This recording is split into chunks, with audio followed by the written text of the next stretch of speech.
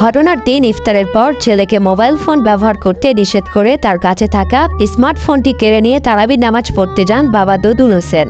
এরই জের ধরে রাত 8:45টার দিকে তারাবিতে নামাজরত অবস্থায় বাবা দদুল হোসেনকে পিছন থেকে ছুরিকাঘাত করে তারই একমাত্র ছেলে রিফাত। পরবর্তীতে স্থানীয়দের সহায়তায় মুমূর্ষু অবস্থায় দদুলকে চুয়াডাঙ্গা সদর হাসপাতালে নেওয়ার পথেই মৃত্যুর কোলে ঢলে পড়েন দদুল। চিকিৎসকেরা জানান ছুরিকাঘাতের ফলে অতিরিক্ত রক্তক্ষরণেই মৃত্যু হয় তার।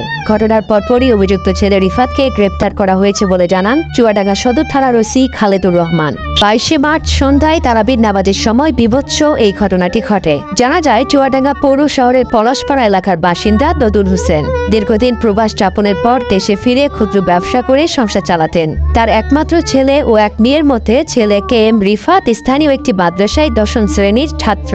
নামাজরত অবস্থায় বাবাকে কুপিয়ে হত্যা করল পাষণ্ড ছেলে। স্থানীয়রা জানান মোবাইল ফোন ব্যবহার করতে নিষেধ করায় বাবার উপর ক্ষিপ্ত হয়ে এমন ন্যাক্কারজনক কাণ্ড ঘটান নিহতের একমাত্র ছেলে মাদ্রাসা পড়ুয়া রিফাত।